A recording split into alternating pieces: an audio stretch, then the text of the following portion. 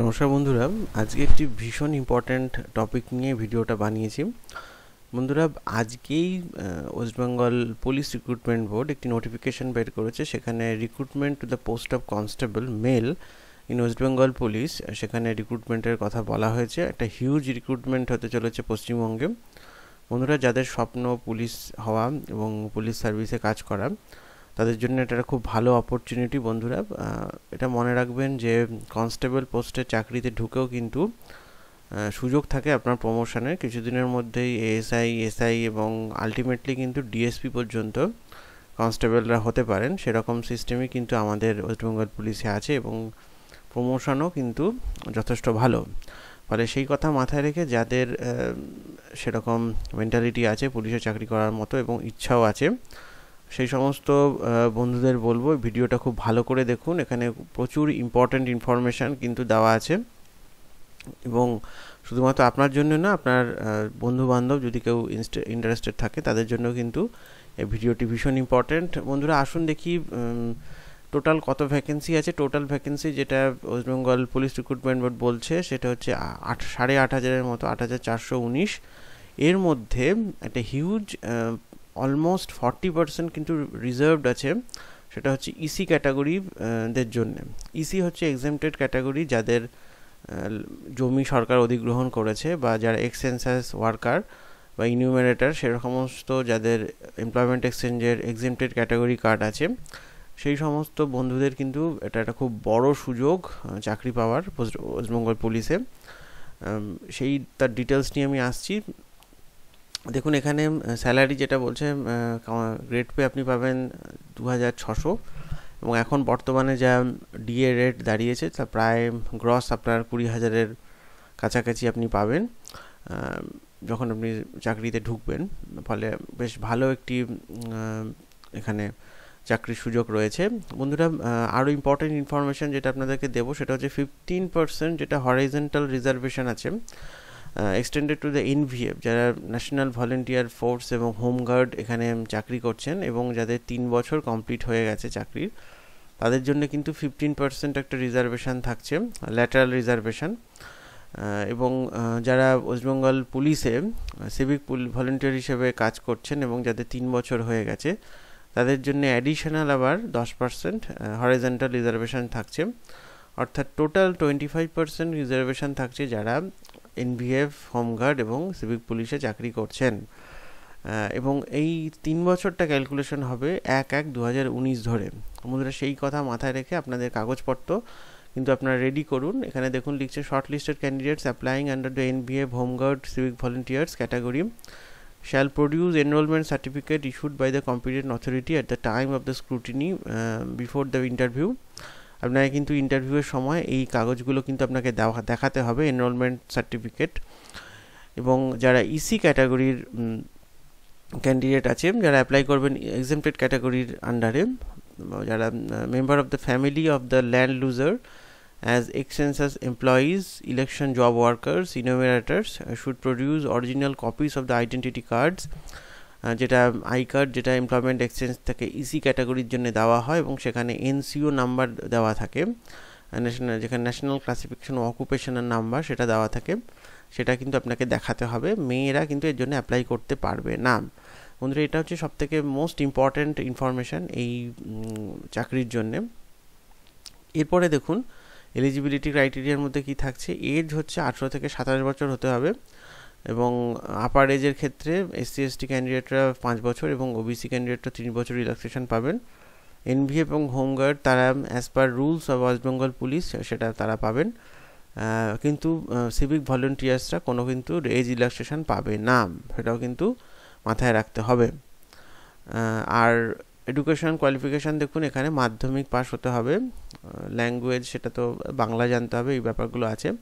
এবার আসুন দেখি ফিজিক্যাল মেজারমেন্ট কি আছে। ফিজিক্যাল মেজারমেন্ট হচ্ছে জেনারেল ক্যান্ডিডেটদের ক্ষেত্রে 167 থেকে 57, জেনারেল মানে যারা গোর্খা, গাড়োয়ালি, রাজবংশী বাদ দিয়ে এবং শিডিউল ট্রাইব বাদ দিয়ে, এই সমস্ত ক্যান্ডিডেটদের 167 সেন্টিমিটার হাইট এবং 57 কেজি ওয়েট হতে হবে এবং চেস্ট হতে হবে 78 সেন্টিমিটার উইদাউট এক্সপানশন এবং 38 সেন্টিমিটার উইথ এক্সপানশন 5 সেন্টিমিটার।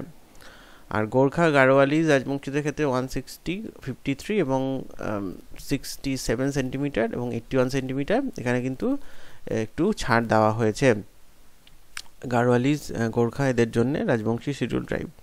এবার দেখুন মেথড অফ রিক্রুটমেন্ট, একটা প্রিলিমিনারি টেস্ট হবে যেটা কিন্তু 100 নাম্বারের, সেখানে জেনারেল অ্যাওয়ারনেস, জেনারেল নলেজ 50 নম্বর, এলিমেন্টারি ম্যাথামেটিক্স মাধ্যমিক স্ট্যান্ডার্ডের 30 নাম্বার এবং রিজনিং সেটা কিন্তু 20 নাম্বার দেওয়া থাকবে, সেখানে কিন্তু নেগেটিভ মার্কিংও থাকবে। যারা রিটিন টেস্টে কোয়ালিফাই করবে তাদের কিন্তু ফিজিক্যাল মেজারমেন্ট টেস্ট জন্য ডাকা হবে। ফিজিক্যাল মেজারমেন্ট টেস্ট এই যেটা আমি বললাম এইগুলো মাপা হবে। তারপরে ফিজিক্যাল মেজারমেন্ট টেস্টের সঙ্গে ফিজিক্যাল এফিসিয়েন্সি টেস্ট হবে, জেনারেলি ওটা একই দিনে হয়ে থাকে। ফিজিক্যাল এফিসিয়েন্সি টেস্টে আপনাকে 1 কিলোমিটার 600 মিটার আপনাকে দৌড়াতে হবে 6.5 মিনিটের মধ্যে, 1600 যেটা মিটার সেটা আপনাকে দৌড়াতে হবে 6.5 মিনিটের মধ্যে। এটা আপনারা এখনই কিন্তু প্র্যাকটিস করা শুরু করে দিন যারা এই পরীক্ষার জন্য অ্যাপ্লাই করছেন। ফাইনাল রিটিন এক্সামিনেশন যারা এবং ফাইনাল একটা রিটিন এক্সামিনেশন হবে 85 মার্কসের। All candidates who qualify the physical measurement test এবং ফিজিক্যাল এফিসিয়েন্সি টেস্ট তাদের কিন্তু ফাইনাল রিটিন এক্সামিনেশনের জন্য ডাকা হবে। সেখানে একটা জেনারেল অ্যাওয়ারনেস এবং general knowledge 25 number, English 25 number, elementary mathematics 20 number এবং রিজনিং লজিক্যাল অ্যানালিসিস 15 নাম্বার দেওয়া এটা থাকবে এই ভাগটা। এখানেও নেগেটিভ মার্কিং থাকবে না, এখানে নেগেটিভ মার্কিং যেরকম প্রিলিমিনারি টেস্টে ছিল এখানেও থাকবে। আর 15 নাম্বার দেওয়া থাকবে হচ্ছে ইন্টারভিউয়ের জন্য, ইন্টারভিউ 15 নাম্বার রিজার্ভেশন করা আছে। তারপরে আপনাদের ভেরিফিকেশান হবে, হয়ে মেডিকেল টেস্ট হয়ে অ্যাপয়েন্টমেন্ট হবে। বন্ধুরা অ্যাপ্লিকেশন ফি কত দিতে হবে, যেটা জেনারেল ক্যান্ডিডেটদের জন্য 150 টাকা এবং 20 টাকার প্রসেসিং ফি। শিডিউল কাস্টদের জন্য শুধুমাত্র শিডিউল কাস্ট শিডিউল ট্রাইবের জন্য শুধুমাত্র 20 টাকা করে প্রসেসিং ফি দিতে হবে যদি আপনি অনলাইনে অ্যাপ্লাই করেন। এবং যদি আপনি তথ্যমিত্র সহজ মিত্র কেন্দ্রে বা তথ্যমিত্র কেন্দ্র থেকে করেন তাহলে কিন্তু আপনাকে আরও 23 টাকা দিতে হবে এক্সট্রা, এবং টোটাল আপনাকে দিতে হবে, যেটা দেখুন এখানে 23 টাকার কথা বলা হয়েছে সহজ মিত্র কেন্দ্রের জন্য, তাহলে টোটাল আপনাকে কিন্তু 193 টাকা দিতে হবে আপনি যদি অনলাইনে সহজ মিত্র কেন্দ্রের মাধ্যমে ফর্ম জমা করেন। লাস্ট ডেট হচ্ছে 5th যেটা ফেব্রুয়ারি, 5th ফেব্রুয়ারি থেকে 5th মার্চ আপনি কিন্তু ফর্ম ফিল আপ করতে পারবেন। লাস্ট ডেট হচ্ছে 5th মার্চ 2019। এবার আমি একটুখানি অফলাইন মোডের কথা বলে দিই আপনাদেরকে। অফলাইন মোডে কীভাবে করতে হবে দেখুন, বাকি ইনস্ট্রাকশন সব সেম আছে এখানে। অফলাইন মোডে আপনাকে এই জিনিসটা তো কমন অফলাইনের ক্ষেত্রেও। এখানে দেখুন period of application window for submitting application through online or downloading or offline application form চালান of the UBI and Indian Post will remain operative with the period from 5/2/19 থেকে 5/3/19. However, the last of depositing application and or processing fees only in respect of the online application using network channel will be 7/3/2019. ফলে যারা অনলাইনে দেবে তাদের কিন্তু 7/3 অবধি processing fee আপনি জমা করলেন, আর 2 দিন লাগে ক্লিয়ারেন্স হতে, সেটা কিন্তু চান্স আপনি পাচ্ছেন। হাউ টু অ্যাপ্লাই, এবারে দেখুন অফলাইন সাবমিশনের ক্ষেত্রে যদি আপনি অনলাইন মোডে না করেন তাহলে আপনাকে কিন্তু offline application form must be downloaded. আপনাকে এই ওয়েবসাইটটা থেকে wbpolice.gov.in থেকে কিন্তু আপনাকে ডাউনলোড করতে হবে অফলাইন অ্যাপ্লিকেশান। কোন অ্যাপ্লাইড পোস্ট ফর এভাবে কীভাবে করবেন সমস্ত কিন্তু করে নিয়ে আপনি কিন্তু ডাউনলোড করবেন প্রথমে। on selecting the age of application as on এক will be displayed automatically, সেটাও কিন্তু পুরোটা অফলাইন নয়, এখানে অনলাইনে কিন্তু আপনাকে অ্যাপ্লিকেশানটা ডাউনলোড করে নিতে হবে। ক্লিক অন সেভ, আপনাকে ওই অ্যাপ্লিকেশানটা ডাউনলোড করে নিতে হবে। তারপরে আপনি কিন্তু পেমেন্ট থ্রু ইউবিআই, আপনাকে ইউবিআই ব্রাঞ্চে গিয়ে চালান কাটতে হবে এবং সেখানে যে প্রসেসিং ফি সেটা দিতে হবে।